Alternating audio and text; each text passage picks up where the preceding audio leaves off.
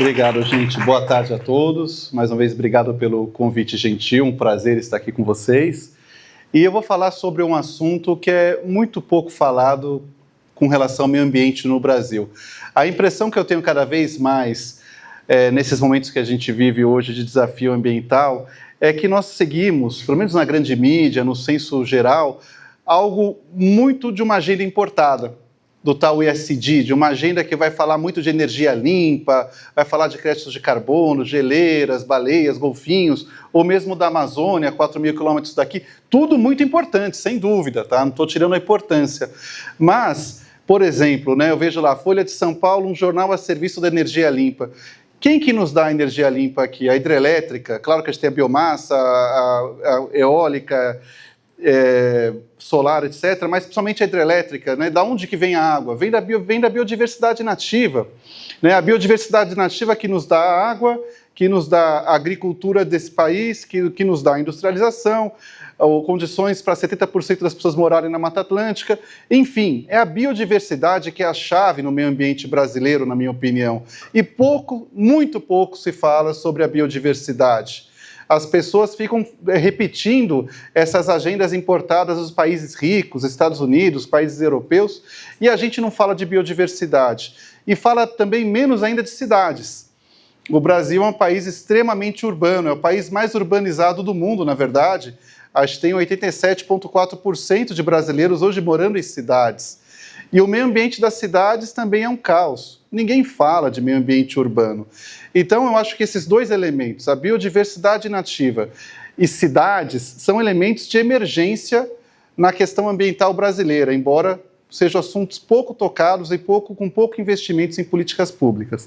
Então, eu vou trazer aqui para vocês uma apresentação que eu tenho, que derivou do meu livro Paisagismo Sustentável para o Brasil, que chama Cidades Verdes de Terceira Geração no Brasil.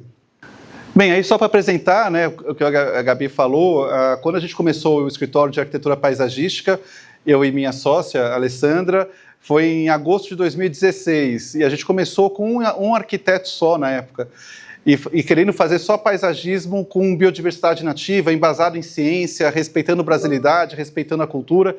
Teve profissional muito mais antigo que falou para mim que eu era um maluco, que ninguém ia comprar isso no Brasil, o brasileiro só gosta de buchinho e pinheirinho, obrigado. E que o escritório cresceu muito, Hoje nós somos um escritório que tem 40 arquitetos e 200 projetos no Brasil inteiro em andamento. Todos com esses embasados em ciência, trabalhando biodiversidade nativa. Então, a Alessandra, que é minha sócia, ela é arquiteta e mestre pela FAUSP em materiais sustentáveis. Bem, então quando eu fiz essa pesquisa para tentar compreender como é que foi a relação entre humanidade e essa natureza extraordinária brasileira ao longo da dita civilização, que a gente conta a partir da invasão europeia. Eu comecei a perceber que haviam 3 momentos distintos. E esses 3 momentos eu tomei a liberdade de dividir entre cidades de primeira geração, cidades de segunda geração e terceira. As cidades verdes de primeira geração no Brasil começam quando chegam aqui os europeus, na invasão europeia, e encontram uma paisagem completamente diferente daquilo que eles estavam acostumados. Quem já entrou numa floresta europeia sabe, via de regra é pinheiro grande e pinheiro pequeno. E aí, de repente, eles entram numa Mata Atlântica primária do século XVI, que parecia uma catedral gótica em imponência. Imagina o que foi para esses europeus verem essa floresta magnífica que existia ali no sul da Bahia no século XVI.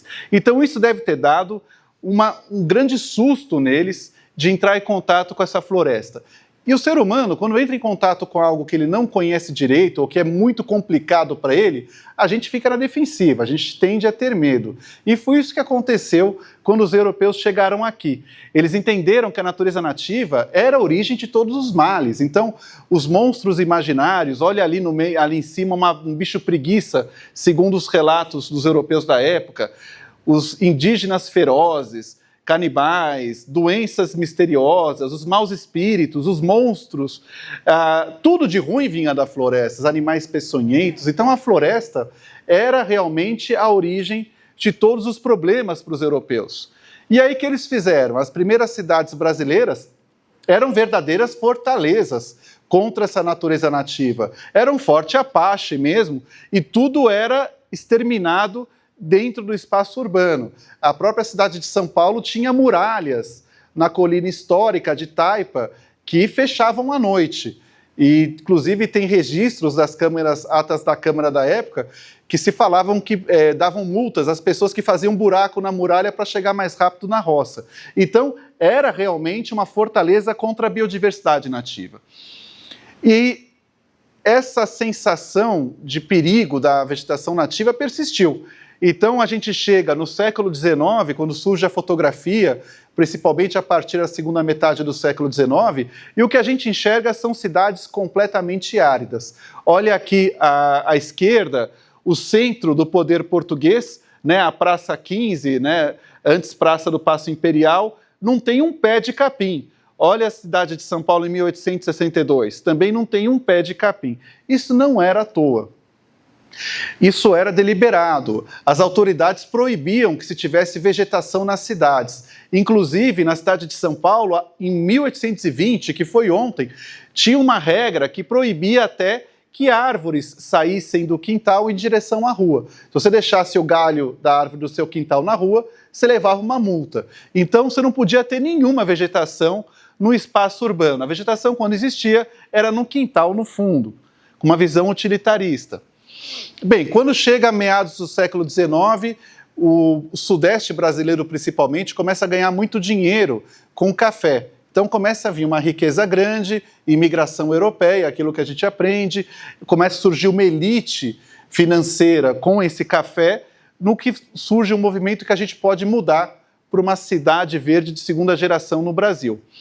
Então a gente começa a ter espaços públicos verdes para ver e ser visto, para você andar. Já tinha alguma coisa desde o final do século XVIII, como o passeio público do Mestre Valentim, no Rio de Janeiro. Mas, em 1850, Glasiou, que era o paisagista francês preferido de Dom Pedro II, reforma todo esse passeio público. A cidade de São Paulo ganha a sua primeira praça social, assim por dizer, que era a Ilha dos Amores, que ficava na várzea do gasômetro, onde hoje é um conjunto de avenidas. E tudo isso vinha muito influenciado pela Europa daquela época. Paris estava se reformulando inteira com o Barão de Haussmann. Então, Paris, ela adotava as medidas do higienismo, que era uma teoria que acreditava que as doenças tão comuns naquelas cidades daquela época, varíola, cólera e outras epidemias, vinham por causa de miasmas. Miasmas eram originados de emanações pútridas, de lugares brejosos, lugares onde o sol não batia, onde não tinha vegetação. Então, os cientistas da época acreditavam que a vegetação tinha o poder de filtrar o ar e diminuir essas doenças graves nas cidades. E aí, o Paris começou a demolir a cidade inteira, abrir essas grandes avenidas, que hoje são a marca da cidade, e plantar árvores e mais árvores dentro da cidade naquela época. As elites brasileiras, ansiosas por copiar a Europa, começaram a criar nos seus lugares de eleição pequenos pontos à moda de Paris ou de Londres. Então, a gente vê a Avenida Central do Rio de Janeiro, onde hoje é a Avenida Rio Branco, ali o Teatro Municipal, parecia uma pequena Paris. A gente vê a Avenida Tiradentes, que hoje em São Paulo é horrível. Na época, tinha uma alameda com 3 fileiras de árvores no meio. Então, as cidades, nas partes que a elite entendia importante, começavam a ficar verdes, né? No que a gente chama de Belle Époque, principalmente na virada do século XIX para o século XX. E o jardim privado? Isso também acontece com o jardim privado, porque até então, nas cidades, a gente só tinha aquele quintal do fundo da casa, que tinha horta, pomar, algumas flores, mas era algo não organizado. Quando a elite começa a copiar a Europa, eles começam a entender que o jardim era uma moda saudável, era um hobby sofisticado, que conferia status. Então, as casas abastadas, elas recuam da rua e passam a ter na frente dela grandes extensões de jardim, para mostrar que os seus proprietários eram pessoas viajadas, cultas, que sabiam que era de bom gosto no mundo civilizado. E quem quer fazer esses jardins? Os imigrantes, claro. Então a gente olha o jornal O Estado de São Paulo em 1888, coloca lá, horticultor arquiteto de jardins, recém-chegado da Europa, quer emprego. e as plantas também vinham da Europa, né? Então, horticultura e floricultura. Recebemos uma grande remessa de sementes, de flores, de plantas da Europa. Tudo vinha da Europa. E a gente vivia um momento muito diferente do que a gente vive hoje. Hoje, a gente tem as gerações do presente, a gente vive um momento de certo pessimismo, de certo amargor, a gente sente que o nosso planeta está muito complicado em todos os sentidos, não tem uma grande esperança. Agora, naquela época, no final do século XIX, começo do século XX, a gente tinha conquistado a natureza. A industrialização galopava. Todo dia uma novidade da industrialização, né? Então, trem a vapor, telégrafo, energia elétrica, encanamento de água.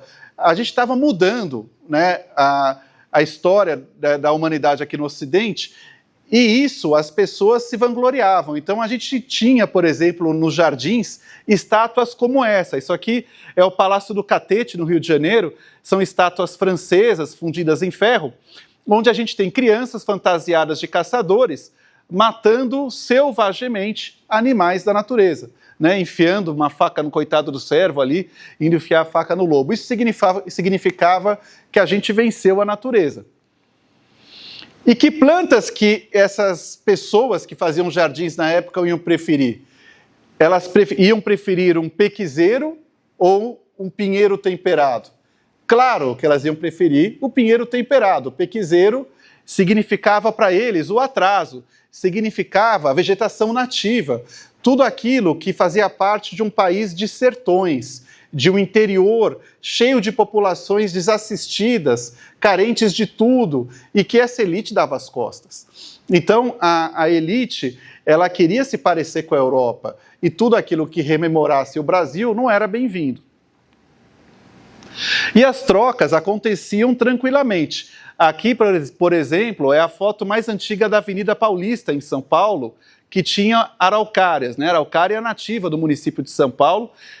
Em 10 anos, essas araucárias e tudo mais é destruído, e essa avenida se transforma numa avenida que poderia estar tranquilamente em Londres, ou em Berlim, em qualquer outro lugar da Europa, né? Então, uma arquitetura eclética com um monte de pinheiros. A gente vê as formas de vários pinheiros ali, de gimnospermas ali na avenida. E lá no fundo, o que sobrou da Mata do Caaguaçu, a Mata Grande dos povos originários da Paulista, que é só o Parque Trianon.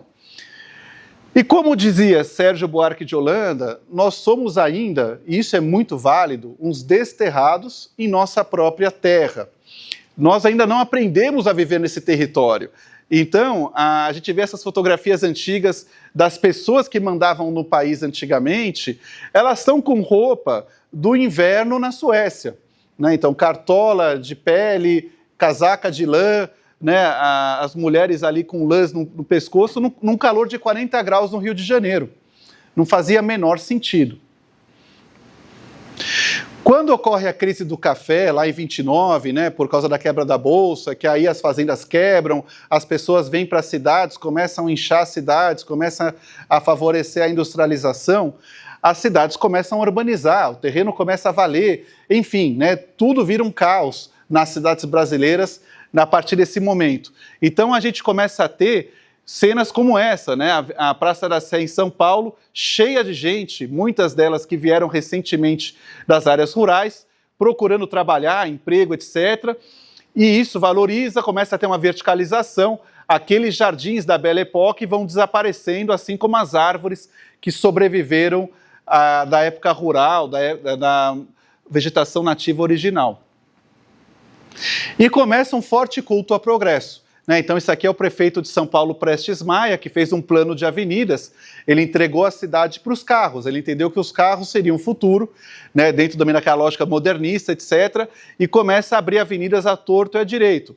Começam a retificar os rios para liberar terra para mais especulação imobiliária, enfim, né, começa-se todo aquele processo de desnaturalização das cidades cada vez mais. E aí vocês perguntam, mas Ricardo, você está falando que os jardins eram todos estrangeiros, mas e quando teve a Semana de 22, a Semana de Arte Moderna, que trouxe a brasilidade, que se preocupou com isso? Bem, o que aconteceu em 22 é que realmente eles mudaram muita coisa. Eles mudaram o jardim daquele estilo europeu, Palácio de Versalhes, para o jardim tropical. Só que o jardim tropical praticamente só tinha planta estrangeira. Então a gente olha lá, o jasmim da Ásia, espada de São Jorge da África, a tradescântia do México, a yucca do México, o flamboyant da África. Tudo de fora nessa casa de Oscar Niemeyer, nos anos 40. E quando chega os anos 60, 70, a gente construímos no Brasil várias cidades gigantescas que podem realmente ganhar o nome de metrópoles, e a revista Manchete na época era uma grande propaganda, ela propagandeava muito essa questão do progresso, entre aspas, né? Então São Paulo, a explosão do progresso, onde São Paulo vai parar, a capital da era espacial. Os nossos avós achavam lindo isso, achavam super importante que a gente tinha tido capacidade de construir essas cidades enormes. Mas já deu problema naquela época. Se a gente olhar a capa da Veja de 1976, quase 50 anos atrás, olha só essa capa. Como viver em São Paulo? Aparece o coitado na inundação, com uma máscara contra gases, sem nenhum verde, poluição do ar, um lugar horroroso de morar. E a gente tem que lembrar, aí, principalmente vocês mais jovens, que antigamente, quando não tinha internet, se algo saía na capa da Veja, era o assunto mais importante daquela semana no Brasil. Né? A Veja mandava, assim como a Folha, o Estado e a Globo. Então, isso daqui mostra como esse assunto já era importante há 50 anos atrás, devido ao caos que a gente construiu. E é isso, né? Nós herdamos hoje cidades áridas, com sérios problemas ambientais. Eu vindo aqui, passando até aqui a Unesp, eu vi o retrato de que a gente vê em todas as cidades brasileiras, né? Somente nas áreas mais antigas. Calçadas completamente áridas, quando tem árvores, elas são mutiladas, espécies exóticas, uma grande ilha de calor, né? Então, hoje a gente herdou isso, né? É onde a gente vive. E como eu disse, né? Raramente as questões ambientais no Brasil têm como protagonismo as cidades. Um país que é o mais urbanizado do planeta, de cada 10 brasileiros, 9 moram em cidades, e cidades com cada vez menos verde, com cada vez menos investimentos nisso, que é um enorme contrassenso, né? Então, em São Paulo, por exemplo, você não tem praticamente área verde para a população, e você vê cenas como essa que eu fotografei. Isso aqui é o Minhocão, lá em São Paulo, domingo fecha, e eu vi a pessoa deitada, a primeira coisa que eu pensei, falei, puxa, esse cara passou mal. Né? Será que ele tem que chamar uma ambulância, sei lá. E quando eu vi perto, ele tinha uma garrafinha na frente, ele estava tomando sol que nem fosse na praia. Isso é síntese das cidades que nós herdamos, da dureza das cidades que nós herdamos. E esse crescimento das cidades foi exponencial. Eu acredito que daqui a 100 anos isso vai ser muito estudado, porque olha só o crescimento de São Paulo. Em 1881 era uma cidade com 30 mil habitantes. De repente, hoje ela tem 22 milhões. Porque não adianta falar que mas a região São Paulo, o município tem 11 milhões. Está tudo grudado. É uma aglomeração humana de 22 milhões de pessoas. E a curva é absurda, né? A gente vê a curva de crescimento incrível. E cidades hoje com sérios problemas, porque nas áreas formais que expulsaram o verde devido à valorização dos terrenos, que são transformados rapidamente em edifícios, somente nas cidades grandes, como esse daqui, totalmente longe da escala humana, parece que vai cair em cima de você, e nas áreas que eram quintais, viram estacionamentos para depois virarem outros prédios. E nas áreas socialmente vulneráveis, as pessoas têm que trabalhar a autoconstrução em terrenos minúsculos. Claro que não vai sobrar espaço para nenhuma árvore, porque no andar mora uma pessoa da família, no outro, o outro tem que alugar, e aí se torna uma cidade que é uma ilha de calor completa. A mobilidade a pé sempre preterida, não é segredo que as cidades cresceram sobre os interesses dos loteadores. Os loteadores economizavam metros quadrados com a calçada. Então faziam calçadas o mais estreitas possíveis, com um lobby na Câmara Municipal, para ter mais tantos 1.000 metros quadrados vendáveis. E aí o resultado é esse, né? Calçadas que não cabem árvores, nem pessoas, nem postes, nem nada. E as ilhas de calor, que é algo muito sério, também pouquíssimo falado na grande mídia. A gente fica ouvindo falar um monte, como falei, de coisas que não tem nada a ver com o que a gente sofre no dia a dia. Né? Isso a gente sofre no dia a dia.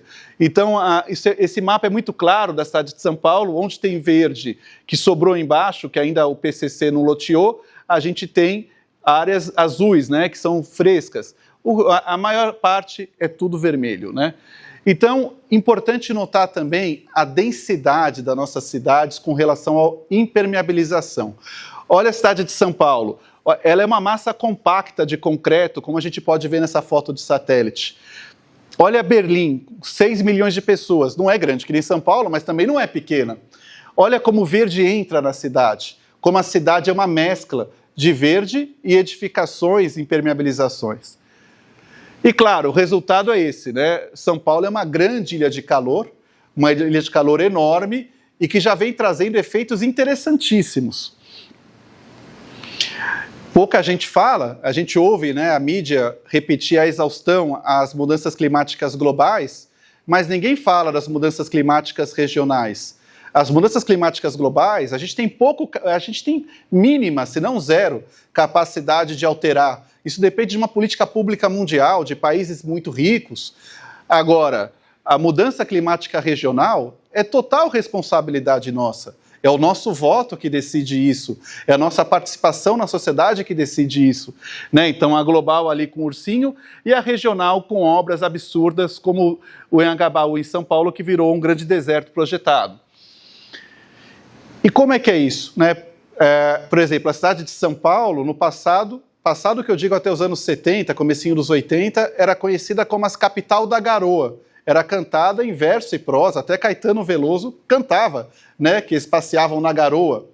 Bem, a cidade não tem mais garoa, tá? Eu moro em São Paulo há 47 anos, não tem mais garoa. Hoje é a cidade das grandes tempestades. São Paulo virou a cidade dos eventos climáticos extremos.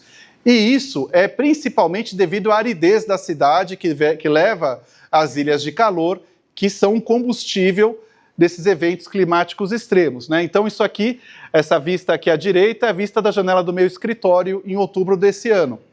É isso que está acontecendo.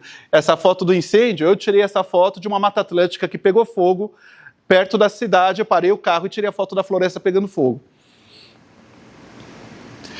Então hoje, semeamos tempestades violentas. É uma escolha nossa de ter essas cidades completamente áridas. E quais são situações comuns nos municípios brasileiros? Também ninguém mostra isso para a gente. Né? A gente tem, hoje, problemas gravíssimos. Né? Eu, por causa do trabalho no escritório, eu viajo muito o Brasil. Então, eu encontro, né, não vou citar nomes aqui, mas em secretarias do Verde, pessoas que não sabem a diferença entre um eucalipto e um feijão. Né, eu vejo investimentos nulos praticamente em arborização, um jogo de empurra-empurra. Ah, não, isso aí era não, isso aqui é da Secretaria do Verde, não, isso aqui é da empresa de limpeza, isso aqui é da empresa elétrica. Ninguém sabe de nada. E aí a coisa, né, vai ficando sempre como um assunto menor.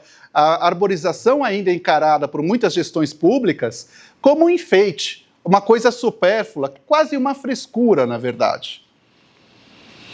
Então, o que a gente vê hoje, por exemplo, que é muito importante, é a epidemia de árvores anãs. E por que isso é nefasto? Por duas razões. Primeiro, que a população acha que quando vem uma muda plantada, que a prefeitura ou o Estado está cumprindo o seu papel com os impostos dela. Está plantando árvores para atender à emergência climática que a gente vive. Só que grande parte dessas árvores são árvores anãs. O que é isso? São espécies de pequeno porte. Por mais que elas tenham 50 anos de idade, elas não vão ter mais do que 4 metros de altura, ou equivaler, a grosso modo, a apenas um galho de uma árvore de grande porte. A lógica é simples. Uma árvore dessa, dá para ficar embaixo da sombra gostoso? Não dá, né? Não faz sombra. Mas por que isso acontece? Porque a gente tem, há décadas, manuais de arborização que foram feitos por companhias elétricas recomendando arbustos e árvores anãs. E como não se cuida de árvores nas cidades brasileiras, não há investimento em inventários, em manutenção periódica, podas de formação, combate a doenças, desimpermeabilização de volta das árvores. O que acontece é que as árvores caem, quando caem no sol, caem na chuva, elas caem e matam gente. Então as pessoas começam a odiar árvores. A árvore começa a ter uma má fama enorme. Se eu planto uma árvore anã, se ela cair, no máximo ela vai fazer cócegas em alguém. Porque um ipezinho amarelo eu levanto ele sozinho, sem a terra. Né? Agora, uma árvore grande exige trabalho, exige responsabilidade. Isso está acontecendo de norte a sul, de leste a oeste no país. A arbustização, né? Quantas ruas não são assim? E o mais interessante, né, gente, é que isso aqui, uma planta não cresce da noite para o dia, isso vira adulto. Não vai ninguém da prefeitura lá para tirar essa planta inadequada e colocar no lugar uma árvore. Não, fica aí esse arbusto que, na verdade, é alguma coisa para a pessoa tropeçar. E a gente sofre também um apagão verde, porque as gerações mais antigas plantaram muitas árvores, por mais que sejam exóticas, mas plantaram árvores grandes, né? Por exemplo, na cidade de São Paulo, a gente tinha a Companhia City, que fez bairros jardins, e ela plantava uma tipuana ou jacarandá mimoso, são argentinas, mas são grandes, a cada 5, 7 metros, e criavam verdadeiros túneis verdes na cidade. O que acontece? Essas árvores foram sendo maltratadas ao longo dos anos, das décadas, não tem manutenção há muito tempo e elas estão morrendo por velhice e maus tratos acumulados. E quando elas caem, o que acontece? Ou vai lá e corta ela, não se tira o toco vira um depósito de lixo informal e muitas vezes o morador fecha com cimento aquele espaço para não ter mais árvore, ou vai à prefeitura lá e planta uma árvore anã, no lugar de uma tipuana gigante que lançava 600 litros de água na atmosfera por dia, vai lá um ipezinho amarelo ridículo que tem 3 folhas. Né? Então isso é uma coisa muito grave também que está acontecendo, que é um apagão verde. Novas praças públicas áridas, uma epidemia no Brasil também. Muitos prefeitos querem fazer obras eleitoreiras e o que eles fazem? Reformam a praça antiga da cidade. Aí eles cortam as árvores grandes que tem ali, fazem grandes panos cimentados e plantam palmeiras exóticas que têm essa intenção de uma nobreza, de uma sofisticação com essas palmeiras de condomínio, que nem palmeira azul, rabo de raposa, tamareiras da África, e aí constroem verdadeiros desertos hostis. Quantas vezes eu não vi nessas cidades menores, principalmente, que tem menos opinião pública em cima, as pessoas só frequentando a praça depois das 6 da tarde, que é quando já tem sombra suficiente para você não queimar o seu bumbum no chão. Né? Então, isso é muito grave também. A arborização com palmeiras exóticas, as pessoas plantam o que querem nas ruas e ninguém vai lá tirar. Né? Não há fiscalização nenhuma. Eu posso colocar a árvore mais inadequada, que ela vai prosperar, crescer e ficar lá até cair na cabeça de alguém ou causar algum problema. Podas assim, aqui no caminho eu vi algumas podas assim. Né? Então, a pessoa vai sem informação e ela faz uma poda para tentar transformar a árvore em objeto, em coisa, tipo um guarda-sol, um cilindro. Isso remete àqueles jardins franceses do século XVIII, né? Essa topiaria, que eu não preciso dizer que, além de fazer mal para a fisiologia da árvore, tira justamente a capacidade de serviços ambientais da árvore. E aí ficam as pessoas embaixo desse pedacinho, né, na sombra. E não é fácil ser árvore urbana no Brasil, né? Tudo conspira contra a arborização. Cada rua que a gente anda é um festival de erros para quem estuda isso. Você encontra uma série de problemas que poderiam ser resolvidos com algumas dezenas de reais. Não estamos falando de coisas caras, uma maquita, uma ponteira com uma marreta. Essas caixas de cimento também, que é outra epidemia nas arborizações do país, né? A gente vê, cada um constrói como quer, pensa que a árvore não vai crescer nunca, vai ficar daquele tamanho, aí a água da chuva não entra, aumenta as enchentes da cidade, não entra nutrientes para a árvore. Os lugares que têm árvores não são repostos pela prefeitura, as pessoas tentam fazer a parte delas, mas as pessoas muitas vezes não têm condição e nem é obrigação delas. A obrigação delas é pagar imposto. E elas devem receber do Estado.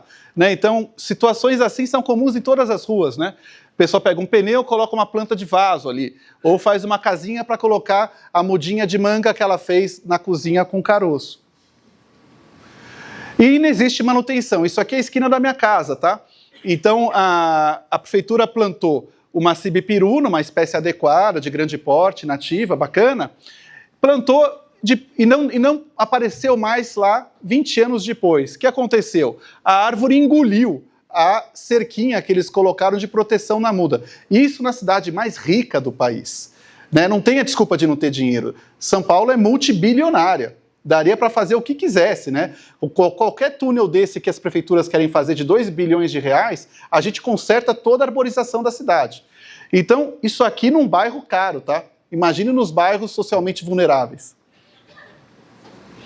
Em situações comuns no plantio urbano, mudas que parecem gravetos, né, sem folhas, raízes doentes e circulantes, Plantas, na verdade, que são zumbis, muitas vezes.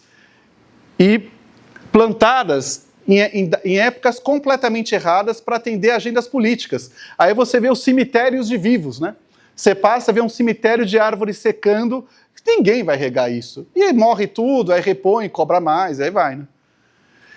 E aí eu já ouvi também muita prefeitura falar para mim, Ricardo, mas a principal causa de morte das árvores nas cidades é o vandalismo. Desculpa, não é. Hoje as pessoas não vandalizam, eu vejo isso para minhas florestas de bolso. O que a principal causa de morte nas cidades brasileiras é o anelamento causado pelas roçadeiras. Os operadores de grama vêm cortar a grama, aí querem caprichar, corta a graminha em volta da árvore, encosta aquele fio ou a lâmina, arranca o floema da árvore. E aí, claro, não precisa ser gênio para saber que a árvore ou vai enfesar ou vai morrer. Né? Então, o que a gente mais vê nas cidades onde tem grama é esse tipo de lesão no colo da árvore. E aí a muda não sai do lugar. Bem, a fiação que devia estar enterrada, né, mas é difícil a gente esperar que eles vão enterrar a fiação, sendo que a empresa é de capital estrangeiro, né, com acionistas fora do Brasil. Então a gente fica nessa luta eterna de fiação com arborização. Dá para conviver? Dá, mas precisa de investimento técnico e financeiro. Né? As podas de galho grande, o que acontece? A gente não tem manutenção periódica das árvores. O que a gente tem? Você liga para a prefeitura e fala, olha, essa árvore na frente da minha casa precisa podar. Né, como se a pessoa fosse técnica. Ah, tá bom, então aí ele manda lá para podar a árvore, aí como a árvore nunca foi podada na vida, podam galhos grandes. Esses galhos grandes, a árvore não consegue cicatrizar via de regra antes da árvore ser contaminada por patógenos, cupins, fungos, etc, etc. E aí a árvore apodrece a partir da poda e cai 3 anos depois.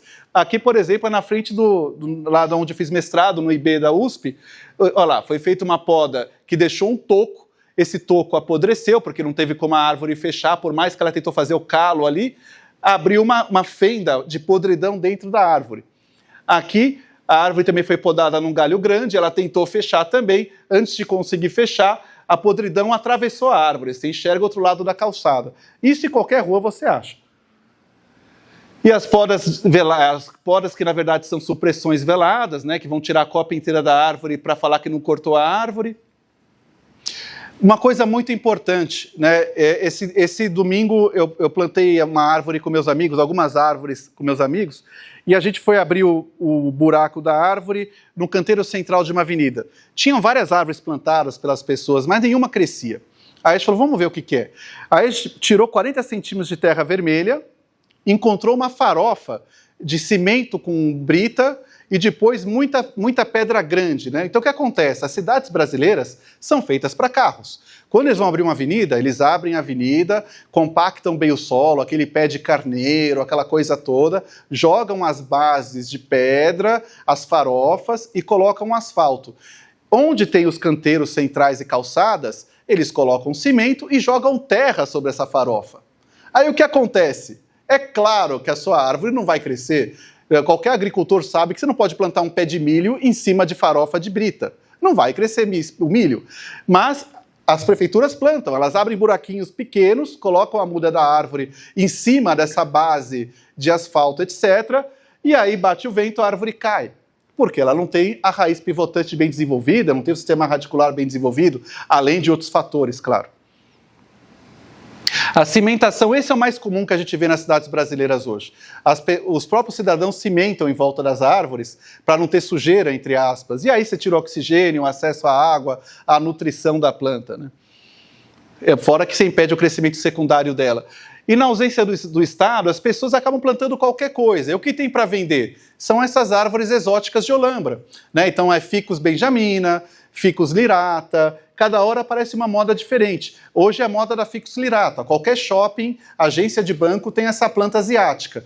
E aí as pessoas enjoam dela ou compram ela porque é a única que tem no supermercado e plantam. Aqui, por exemplo, é na frente do consultório médico que eu vou. Né? Não é que eu fui procurar. Isso aqui eu vou lá toda quarta-feira à tarde. Olha lá, tinha uma cibipiruna, ela foi cortada, não tiraram o toco, a pessoa plantou essa Ficus lirata no meio do oco da árvore. Uma cena super comum nas cidades brasileiras. É claro que vai dar problema no futuro.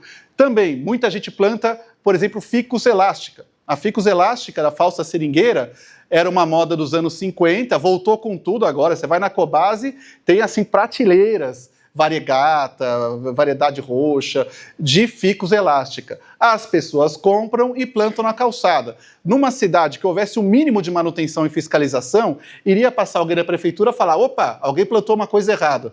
Anota, manda tirar isso daí e substituir por um pau-ferro. Né? Tira. Não, deixa crescer. Aí vira esse monstro. Né? Isso aqui é tudo em São Paulo, tá?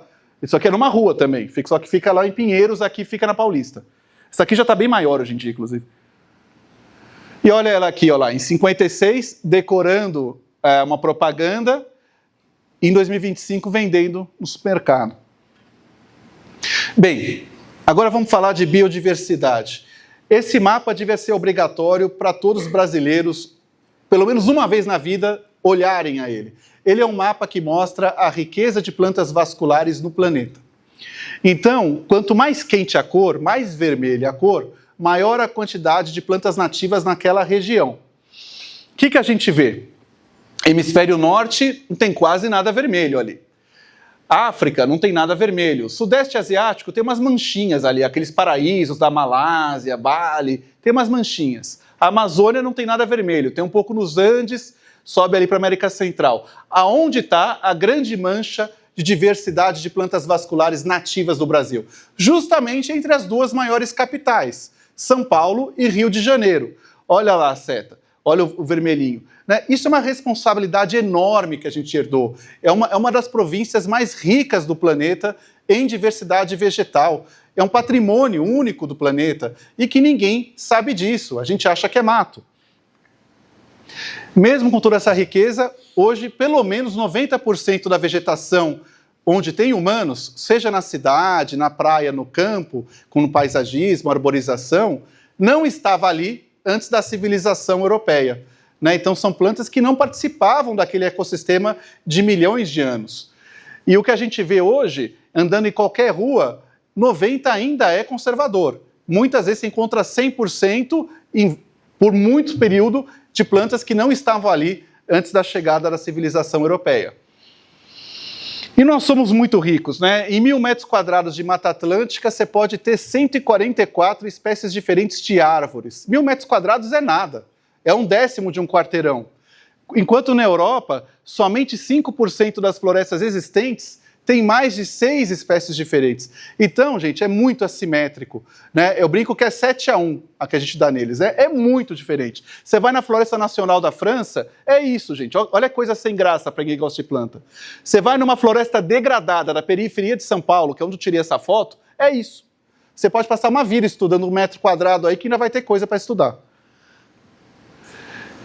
E essa interdependência, né, da fauna e as plantas nativas, né, que nos trópicos tudo depende dos bichinhos interagindo com as plantas. E aí a gente olha esse desenho que eu acho super didático, né, que mostra a avifauna, né, na floresta primária, e aí conforme vai degradando, ela vai desaparecendo. Certamente esse paisagismo nosso, com grama esmeralda chinesa, cicas japonesas e pândanos da Austrália, leva a uma situação que nem um passo de braquiária. São jardins deserto, né? E a complexidade de interações entre plantas e bichos ao longo desses milhares de anos de evolução conjunta, a gente ainda está aprendendo, a gente sequer sabe direito. Eu estava fotografando esse melatocactus aqui, a florzinha. De repente apareceram esses formigões na restinga de Caraíba, né? Apareceram esses formigões, pegaram o fruto e levaram embora o fruto. Provavelmente eles dispersam essa espécie. Né? Então, quantas coisas magníficas tem que a gente sequer sabe. Mas por que é assim?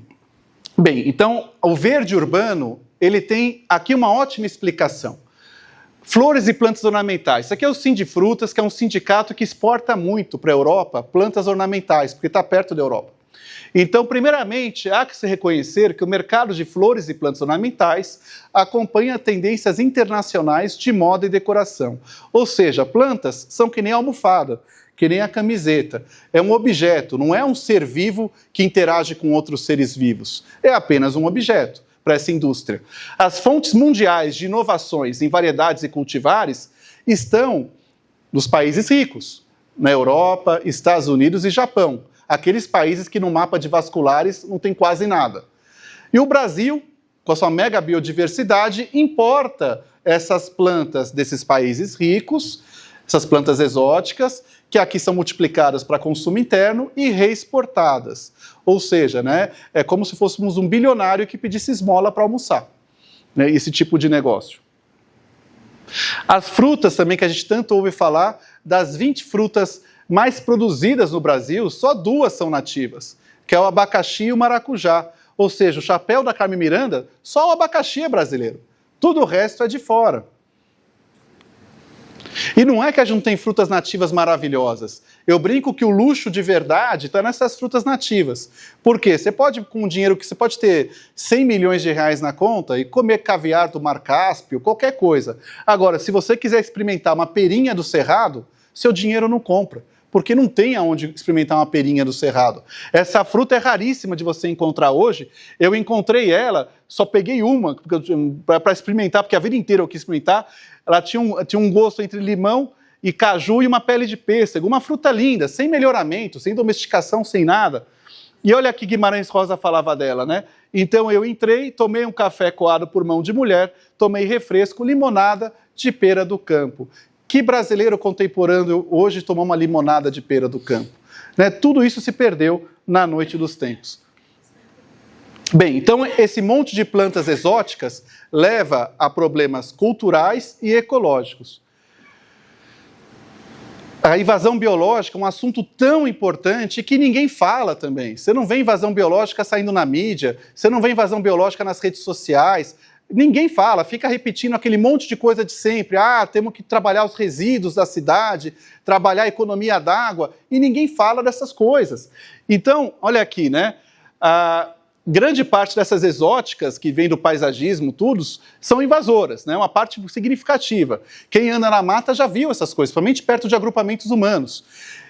E vai totalmente contra o artigo 225 da Constituição Federal, né, do nosso direito ao meio ambiente ecologicamente equilibrado. Olha essa restinga aqui, eu fui na praia aqui com meus filhos, né, e aí tinha uma placa, Jundu, vegetação típica que protege a biodiversidade da zona costeira. Bioma em alto risco de extinção. Aqui começa a Mata Atlântica. O que era essa Mata Atlântica que essa comunidade chamou? Era um monte de abricó da África, com um tapete de aspargos da Ásia e jiboias da Ilha Salomão.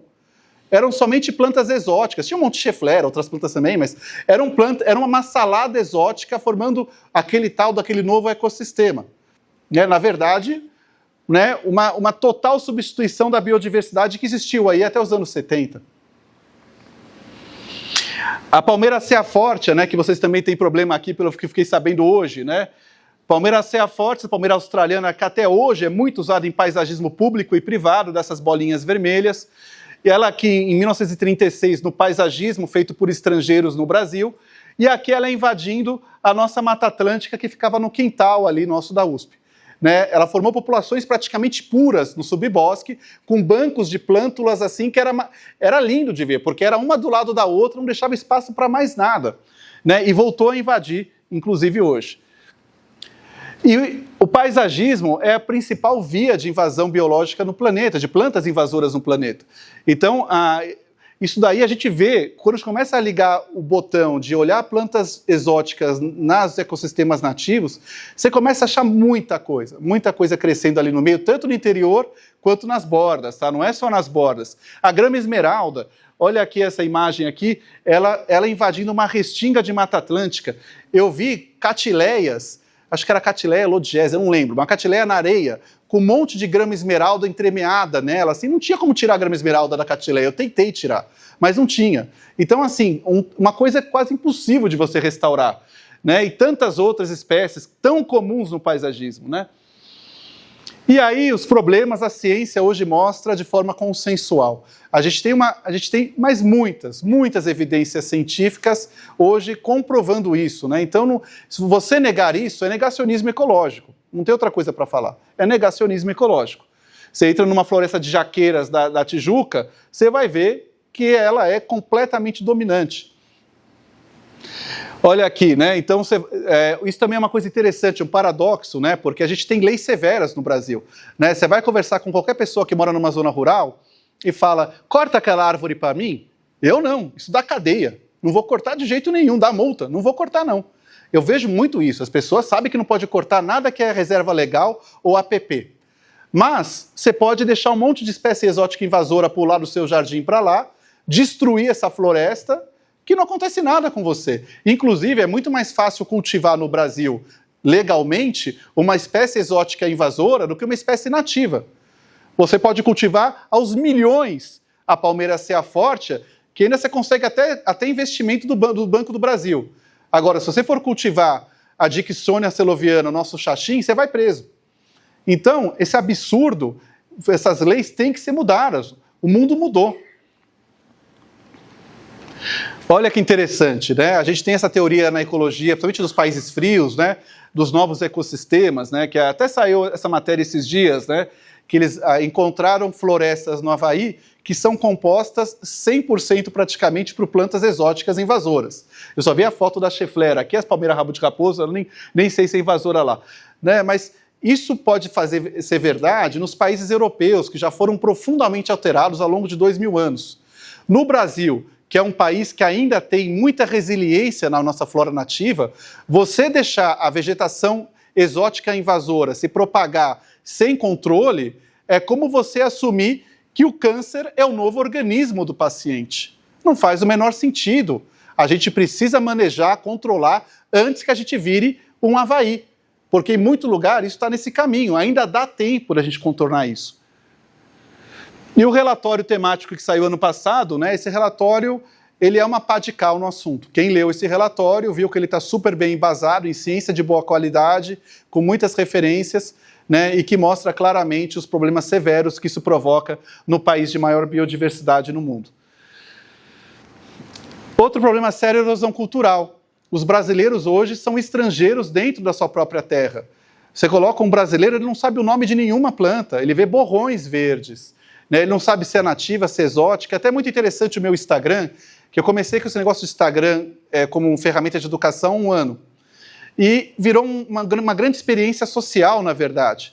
Porque eu percebo que as pessoas, doutores ou pessoas mais simples, não sabem nada. Manga não é brasileiro, mas banana é brasileira, com certeza, né? Não, essas plantas que eu tenho no meu jardim são brasileiras, não são? Não, não são invasoras. O que é uma planta invasora?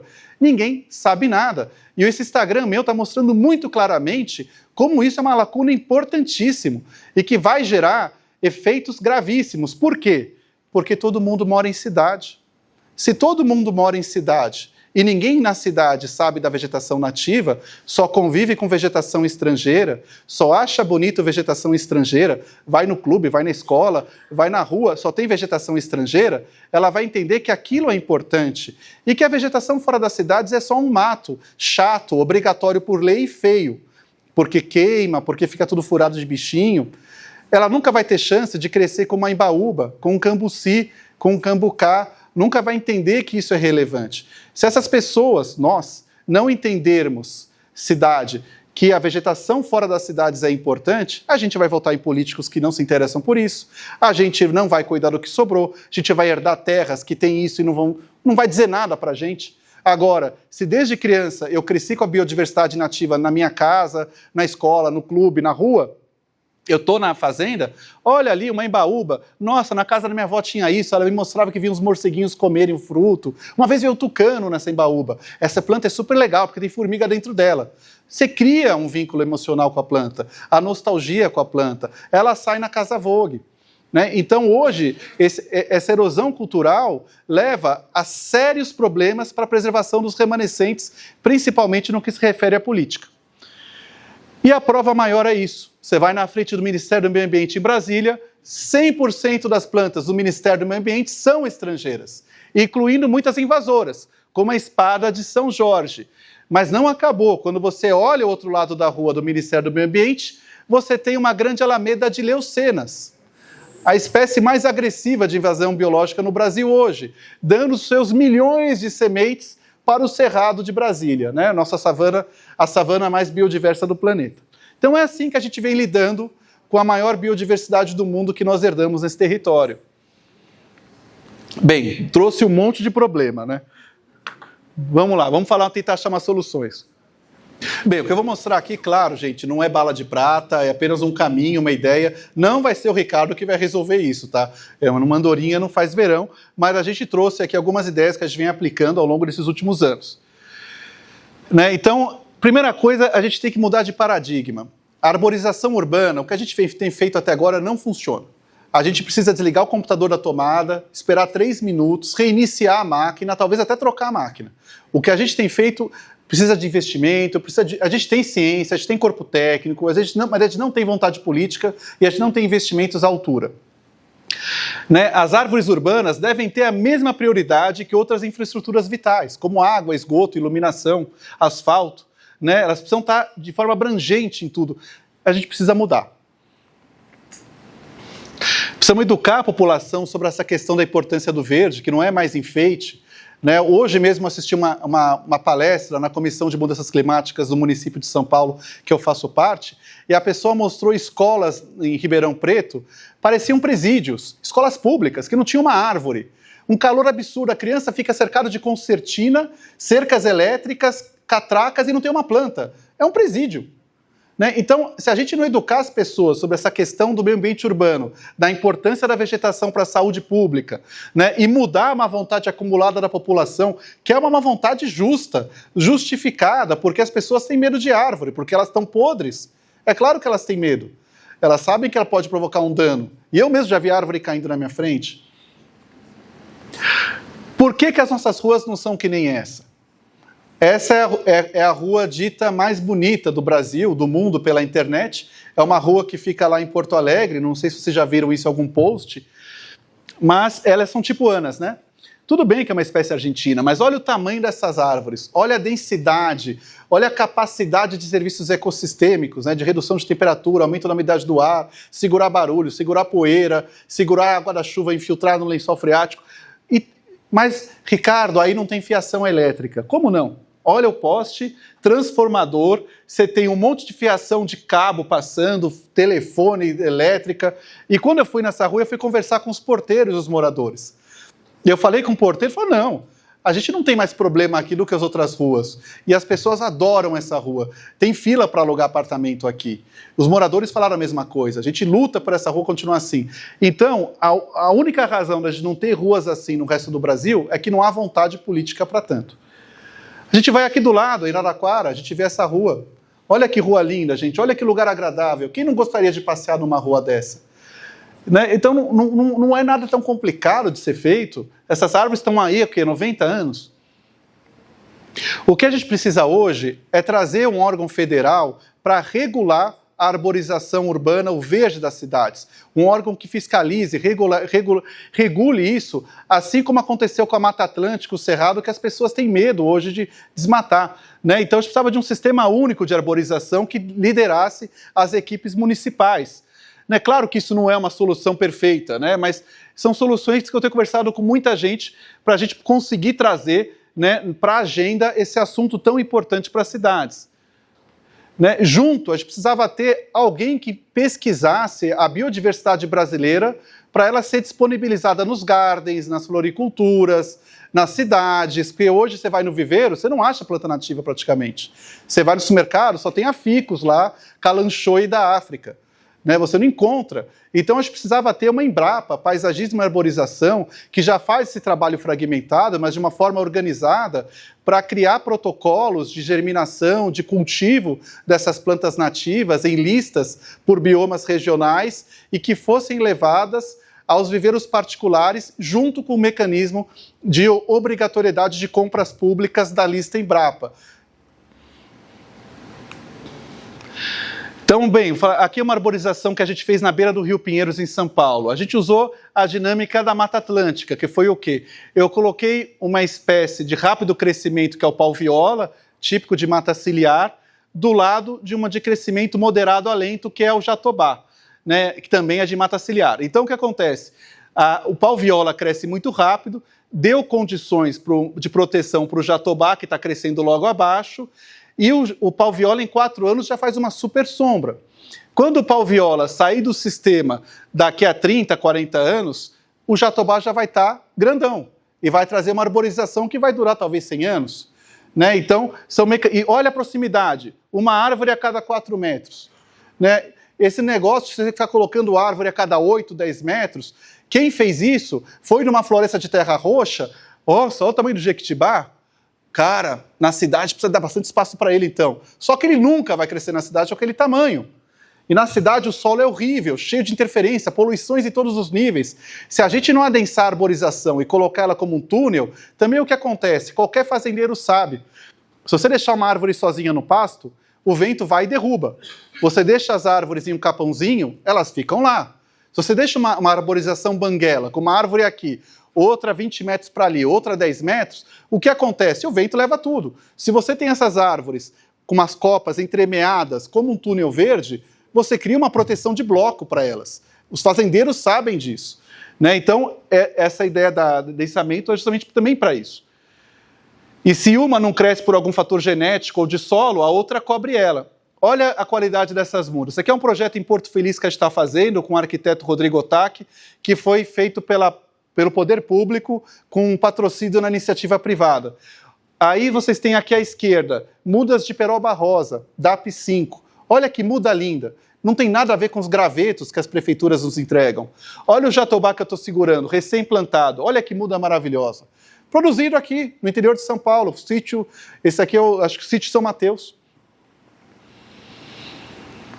E também, muita cidade menor fala, não dá para ter árvore grande onde tem fiação elétrica aérea. Eu recebo muita bronca no Instagram de gente falando isso para mim.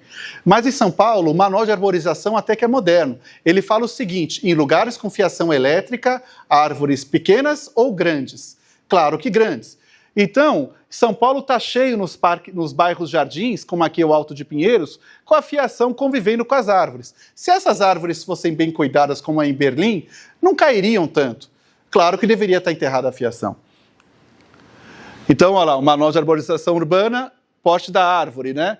GG. Está lá sempre lá a possibilidade da árvore grande. Bem, mas se me perguntassem, Ricardo, se você pudesse ter apenas uma única solução para arborizar as cidades brasileiras, você só pode escolher uma, qual que você escolheria? Bem, gente, isso é fácil. Escolheria essa. A gente reorganizar as vagas de veículos na cidade e colocar árvores de grande porte entre as vagas de veículo.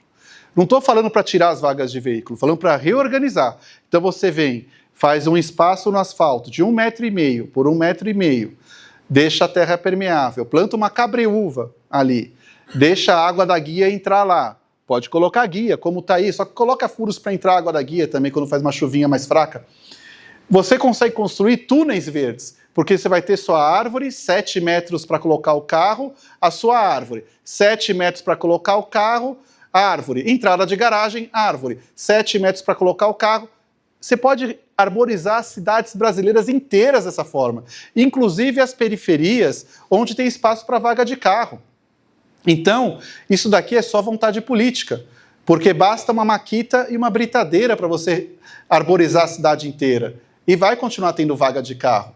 Porque não adianta colocar na calçada. A calçada não foi feita nem para pedestre, imagine para árvore. A única solução que a gente tem para as nossas cidades não colapsarem com as mudanças climáticas globais e regionais é a árvore na vaga. Não tem outra. A não ser cair uma bomba nuclear. Não tem outra. Bem, parques bons, né? O que é um parque bom? É o parque que consorcia grama com floresta. Eu brinco que é o parque praia. Por quê? Na praia, você tá lá com frio, você fica na areia tomando solzinho. Esquentou, você pula para a água, se refresca. É a mesma coisa num parque de uma cidade que não tem praia.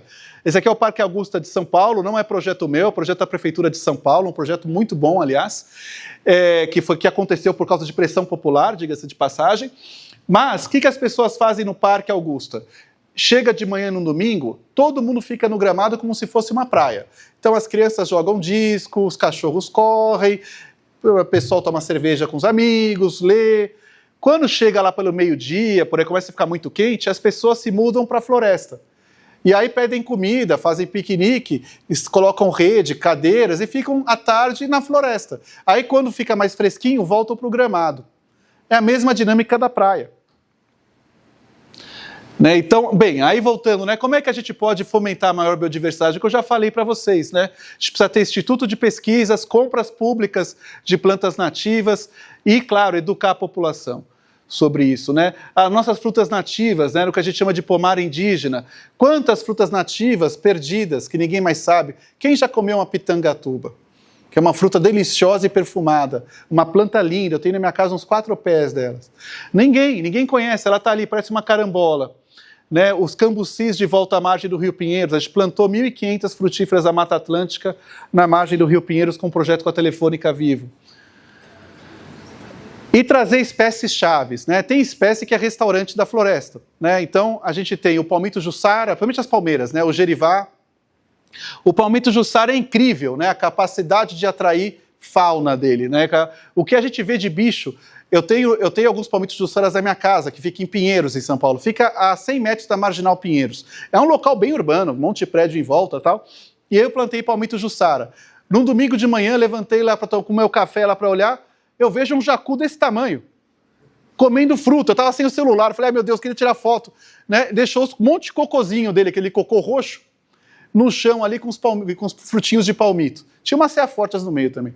Mas você atrai de volta, né? Eles voltam quando você traz esse tipo de... Então aqui, por exemplo, um projeto que a gente fez, né, que a gente colocou o palmito jussara entre o muro e a calçada, porque essa raiz fasciculada dele não gera pressão, ele é pequeno, ele vai super bem.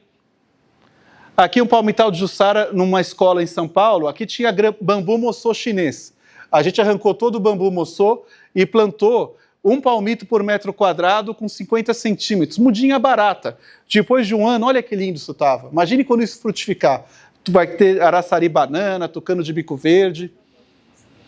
E a estética da vegetação nativa, né? A nossa vegetação nativa tem jardins prontos, né? Então aqui, por exemplo, esse aqui é o Morro do Leme, em Copacabana. Eu estava com as crianças na praia, aí eu olho para a pedra, tinha uma orquídea florescendo, porque ali é inacessível. E olha que conjunto mais harmônico. É um paisagismo pronto, né, de estética.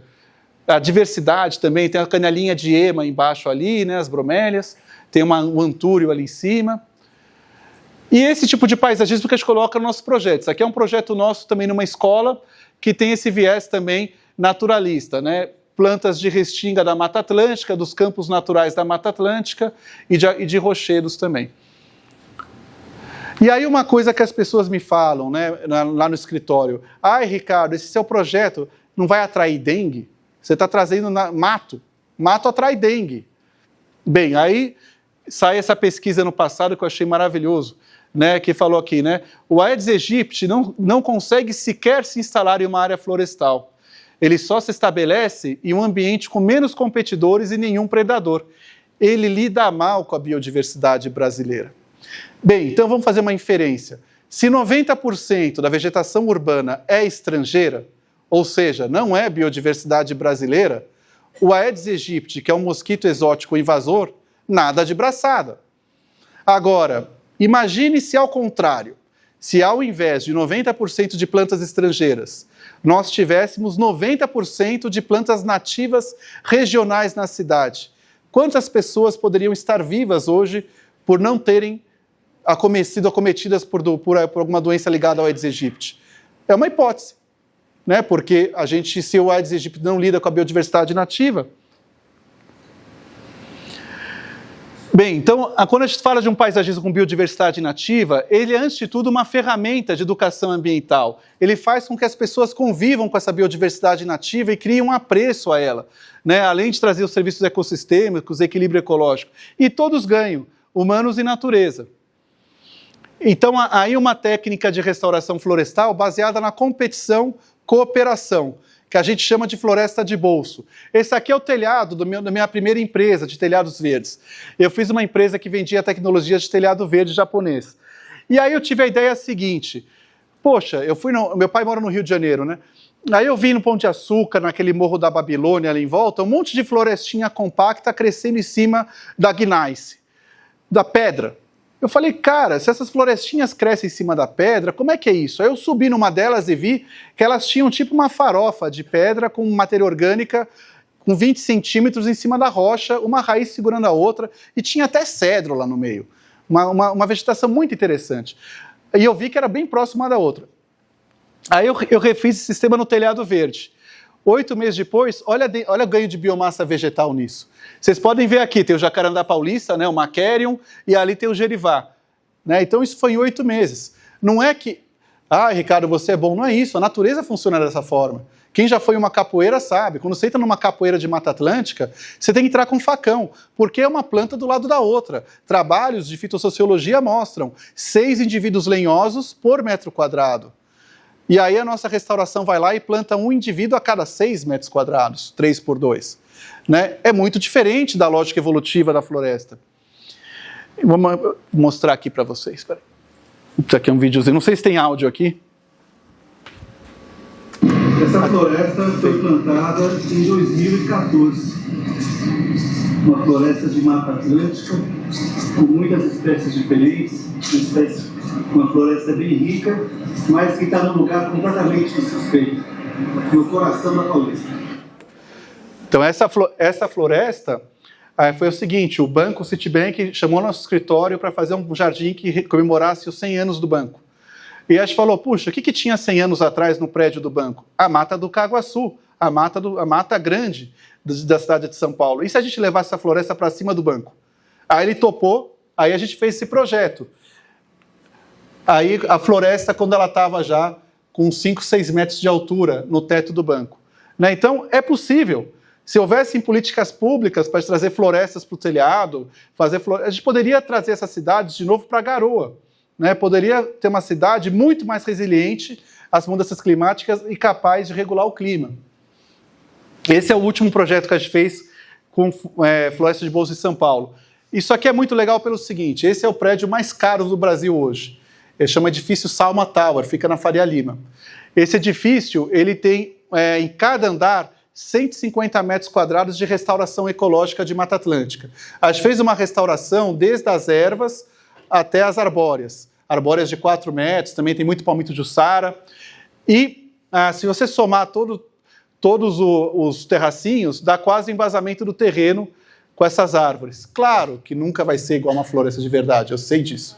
Né? Mas é um começo para educar as pessoas, para educar quem é dono do dinheiro, a entender que a biodiversidade nativa é sofisticada, que ela pode estar nos melhores lugares, que ela tem valor, não é só um matinho à toa.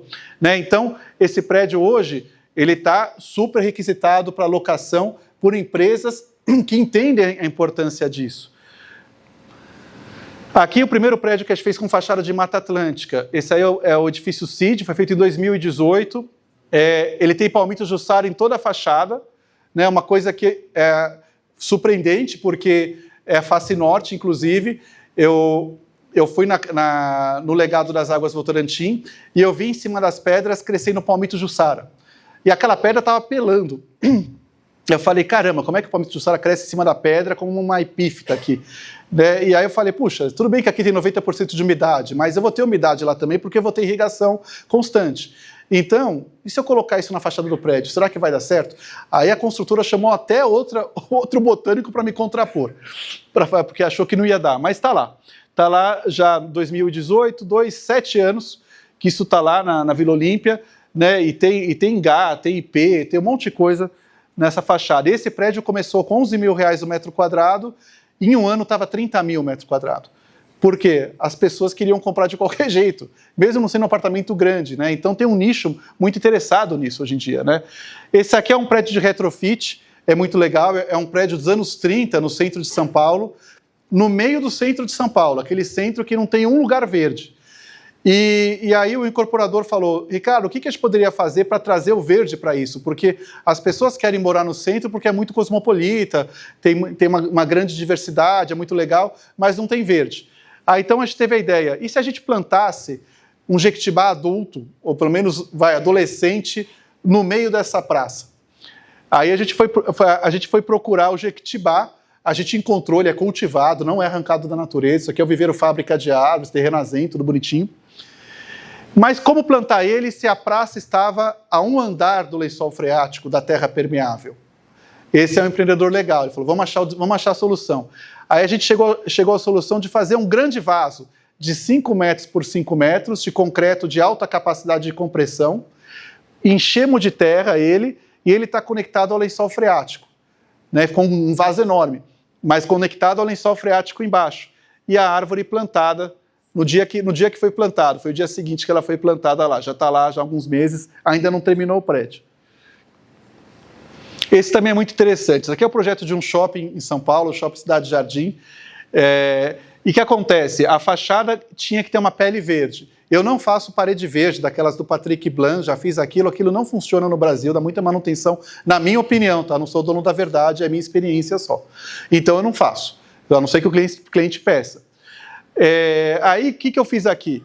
Eu coloquei jardineiras de 50 centímetros de terra por 1 metro de plástico mesmo, uma linha de irrigação, e coloquei 20 espécies nativas da Mata Atlântica que eu já vi crescendo em situações de verticalidade na Serra do Mar.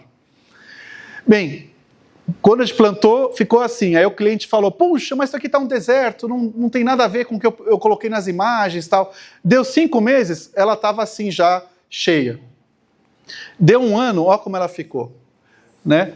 Olha as aráceas, olha os palmitos de Jussara saindo, a Imbaúba saindo, tem um monte de coisa aí, né? Então, isso aqui na frente da Marginal Pinheiros, com uma poluição que você escreve o nome na folha. Tanta fuligem em cima. E elas aguentam, elas têm uma caixa de ferramenta genética incrível.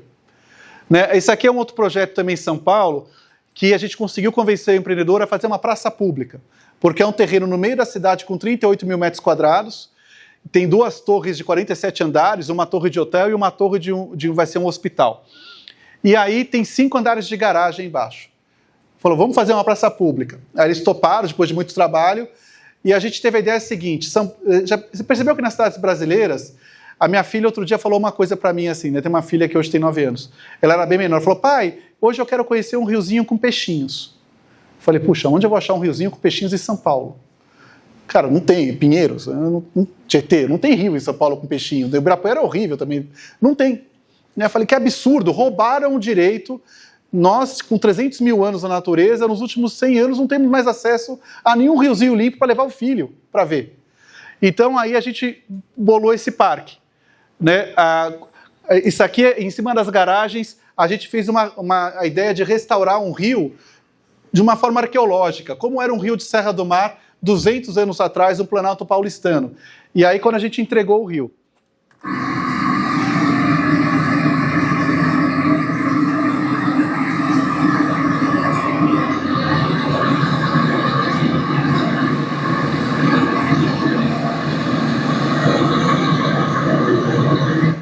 vocês viram as plantinhas em volta? Né, os costos, tem as marantas verdes, tem as helicônias farinosas. Isso tudo veio do legado das Águas Votorantim, que tem o viveiro Pátio Caetê, que a gente ajudou a fazer para trazer as plantas de subbosque da Mata Atlântica, principalmente para o paisagismo e para a urban jungle dentro dos apartamentos. E aí, como já está hoje, ó. Hoje cresceu, já deu até musgo em cima das pedras, tudo, né? E isso é público, é aberto, qualquer pessoa pode visitar, né? Então, uma coisa que a gente acredita muito no escritório é essa capacidade da integração da paisagem ancestral milenar com a nossa vida moderna. A gente tem que ter o direito a vivenciar essa paisagem ancestral herdada, né? Nos roubaram esse direito, porque você vai ver um lago hoje, ele tem carpa japonesa com planta africana, quando ele é feito no paisagismo. Não tem nada a ver com a realidade. Né? É isso que a gente precisa. Essa aqui é a floresta de bolso que eu mais gosto. A floresta de bolso é essa técnica de restauração, de competição, cooperação que eu falei. E em 2016, eu mais o Nick Sabei, que é um ambientalista, mais o Sérgio Fontana, que é um arquiteto, a gente começou a fazer um trabalho de guerrilha verde e plantar restaurações de Mata Atlântica dentro das áreas públicas urbanas, né?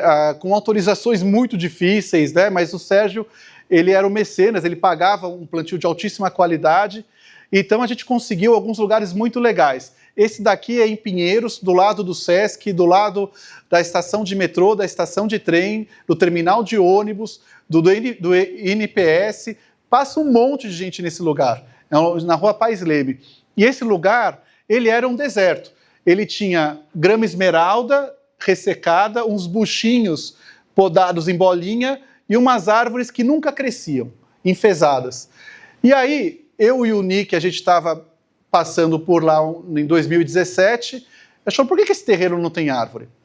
E aí ele tinha uma picareta no carro. A gente parou o carro e começamos a abrir um buraco para entender o que era aquele solo. Bem, aí a gente descobriu o que era aquele solo. Depois a gente conseguiu a autorização e o recurso com o Sérgio, e aí a gente colocou uma máquina lá. Pensando na praça, olha porque não adianta plantar árvore sem trabalhar na produtividade. Pasmem, mas grande parte das praças brasileiras é isso. É que ninguém sabe. Você não vai lá cavar para ver se é verdade ou não. Aí a gente conseguiu quebrar a camada de entulho e lixo, a gente chegou na terra preta original do Rio Pinheiros, a turfa, uma terra muito fértil que existia naquela região quando era rio 100 anos atrás. Aí a gente fez um plantio voluntário, a gente chamou as pessoas pela internet, apareceram 300 voluntários lá, num domingo. Olha que legal, as crianças correndo, né? Plantando as árvores, todo mundo veio, uma grande festa. E aí, recém-plantado, 3 anos depois, a diferença da floresta. Olha o local como é hostil em volta. Né? É um local com poluição de diferentes níveis, problemas sociais graves, questão de lixo. Mesmo assim, a floresta cresceu praticamente sem manutenção nenhuma. Nenhuma. Aqui, ó, o antes e depois, ó. Isso dá para ver pelo Google Earth. A gente fez outras 17 florestas dessa em São Paulo. E aí, gente, né, olha que legal, né? Recentemente eu recebi essa mensagem do Instagram, né, de um dos primeiros projetos que eu fiz em São Paulo. Eu fiz o projeto de um condomínio de 1.000 apartamentos no Brás, que é um bairro que só tem fábrica em São Paulo, é um bairro muito árido. E plantei um palmital de Jussara, um monte de gerivá, um monte de pitanga, araçá amarelo, 7 capotes, canela, um monte de coisa da Mata Atlântica. Aí, depois de uns 3 anos, ela mandou para mim falando que tinha um casal de jacu morando no meio do Brás, no nosso projeto. Né? Então, você imagina se a cidade tivesse 90% de plantas nativas. Como seria diferente a nossa interação com quem também é de direito ao território? Aqui vou mostrar que aqui a questão é o som. Espera aí.